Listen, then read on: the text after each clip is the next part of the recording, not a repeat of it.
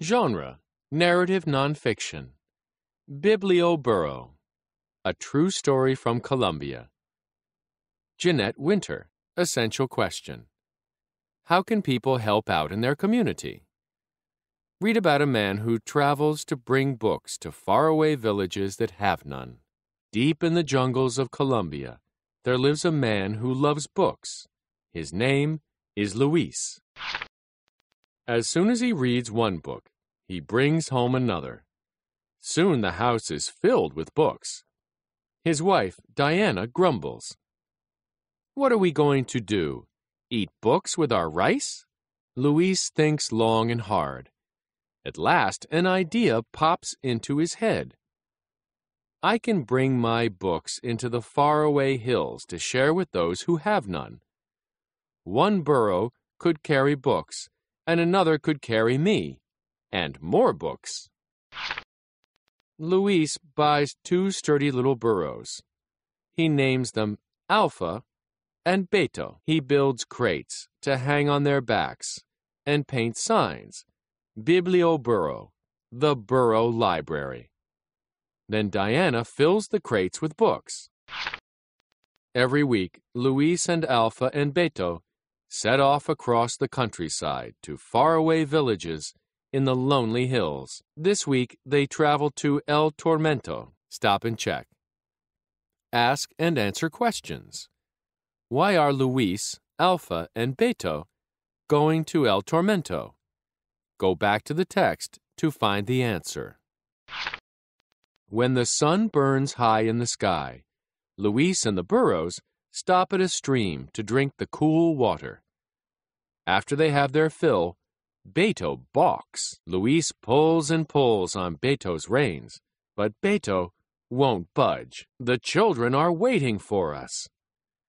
At last the burro gives in and steps across the stream. The Biblioburo continues on its way over the hills until at last Luis sees houses below. The children of El Tormento run to meet him. Luis insists on reading a story before they choose books to borrow. "Today I have a surprise for you," he says. He reaches behind the books and pulls out a bundle of masks, little piglets.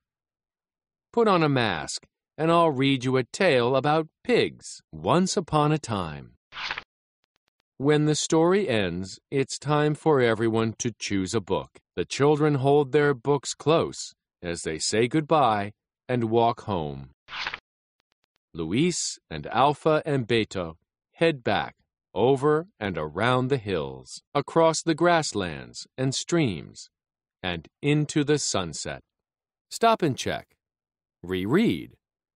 Where are Luis, Alpha, and Beto going now?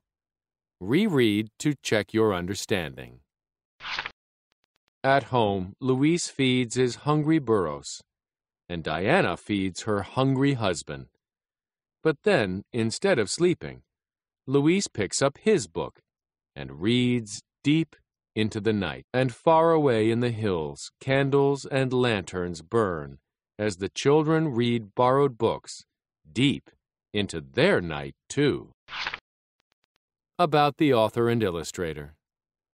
Jeanette Winter loved to write stories and draw pictures as a child. She wanted to be an artist when she grew up. Jeanette studied painting, drawing, and sculpture. She taught herself about illustrating books. As an adult, Jeanette has won many awards for her books. Jeanette likes to write stories about real people. She often finds her ideas while she is reading the newspaper. Biblioburo tells the true story of Luis Soriano, a school teacher in Colombia. When Luis started sharing books with villages, he had 70 to share.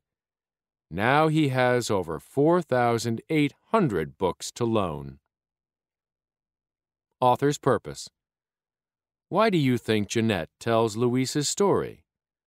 What do you think her purpose is? Respond to reading. Summarize. Use important details to summarize what happens in the selection. Information from your author's purpose chart may help you.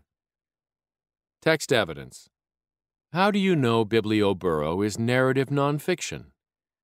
Do you think the author is writing to inform, entertain, or persuade the reader? Use details in the selection to support your answer. What is a synonym for the word villages on page 262? Write about how the author shows that reading is important. Use details in the selection to help you. Make connections. How did Luis help out in his community? What is something you learned about reading or libraries from Biblioburro? Genre: folktale. Compare texts. Read a folktale from Russia about neighbors helping each other out. The enormous turnip. One night, a farmer went out in his garden and planted turnip seeds. The next morning, the family looked out the window and saw a huge turnip growing in the garden. It was so big, it blocked the sunlight. "We will have lots of turnip soup tonight," cried the children. The farmer hurried outside to harvest the turnip. He pulled and tugged, but the turnip would not come out of the ground. The farmer's wife and children came to help. The family worked together, but the turnip still would not budge. Other people in their village saw the family tugging at the turnip. "Let us help you," they cried. "Many hands make light work." The villagers had an idea. They held onto each other's waists to make a chain. Together they all pulled at the turnip in the ground. Finally, the ground rumbled, and the turnip popped out. The farmer chopped up the turnip, and his wife got a big pot. "Turnip soup for all who helped," he announced. All the neighbors took a serving. "We all worked together to find a solution to the problem," said the farmer. "So now we all get a tasty meal as a reward." Make connections. How did the farmer and his family help out their community? Think about the other selections you've read this week. What are some other ways people help in their community?